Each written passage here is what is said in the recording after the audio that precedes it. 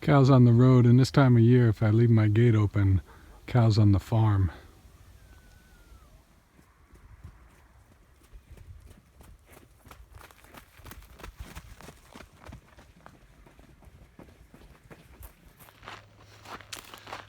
My friend Becky says that the best fertilizer is a farmer's footsteps.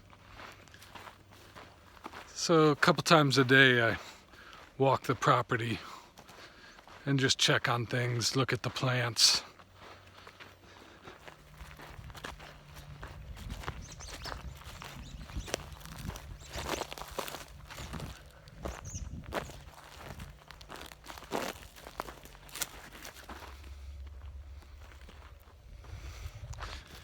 If you stand on the picnic table, you can see the train.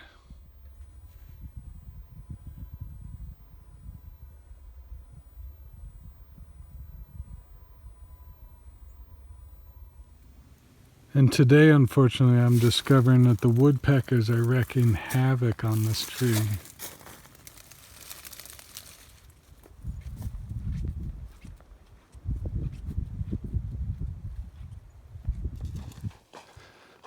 My leaning woodpile almost made it. Just fell down a couple of weeks ago.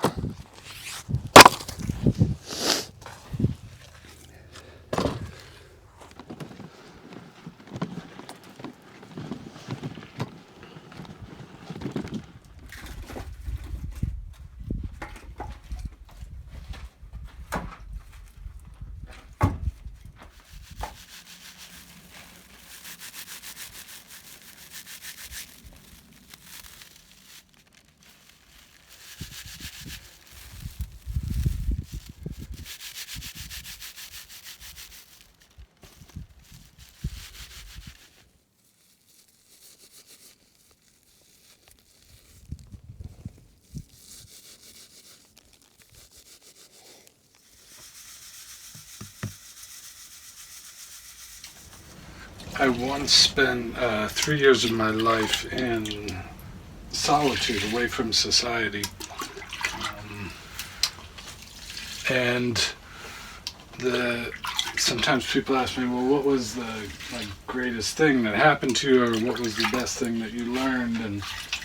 And surprisingly, what I really took away from that in a lot of ways is a deep love for human beings, which is not always the easiest thing to cultivate. It's kind of that idea that when you lose somebody close to you, you have an ability to appreciate them in a way you might not have appreciated them before. And in a sense, I had lost human beings for 3 years, and I just began to realize how precious and how special it is to share this life with other human beings. And so it's the end of November right now, 2020, and so we're in the midst of the COVID pandemic. And I was thinking, in a way, we all have this opportunity to realize in our distancing from one another the preciousness of being here together.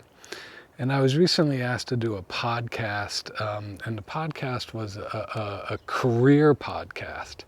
And I thought, I think you have chosen the wrong person, because I am not a career-oriented person. But I realized I do have a vocation. And vocation comes from a Latin root related to listening, right? And so vocation is about the capacity to quiet and to listen. And what I realized in that 3 years of silence and listening so closely is that my vocation was to learn to love people fervently. My vocation was to learn to love the most difficult, because that not loving, I realized, was based on my own mental blocks. It wasn't based on the person. So really the vocation is learning to listen and open oneself to loving.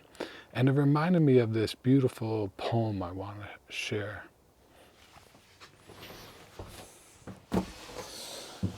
One of my favorite poets, Ellen Bass, she writes, "If you knew, what if you knew you'd be the last to touch someone? If you were taking tickets, for example, at the theater, tearing them, giving back the ragged stubs, you might take care to touch that palm. Brush your fingertips along the lifeline's crease. When a man pulls his wheeled suitcase too slowly through the airport, when the car in front of me doesn't signal, when the clerk at the pharmacy won't say thank you, I don't remember they're going to die. A friend told me she'd been with her aunt. They'd just had lunch, and the waiter, a young gay man with plum black eyes, joked as he served the coffee, kissed her aunt's powdered cheek when they left. Then they walked half a block and her aunt dropped dead on the sidewalk. How close does the dragon's spume have to come? How wide does the crack in heaven have to split? What would people look like if we could see them as they are? Soaked in honey, stung and swollen, reckless, pinned against time. What if we could hold the idea that the things we say to one another might be the last words that that person ever has spoken to them?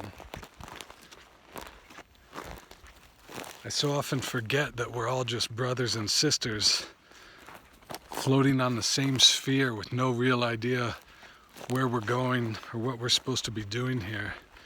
And so often my feelings of being offended by others create such sharp edges and such an oppressive place for me to live. And then moments come where I'm able to drop that and I'm able to rest in a place of compassion and love and delight in sharing this life with others.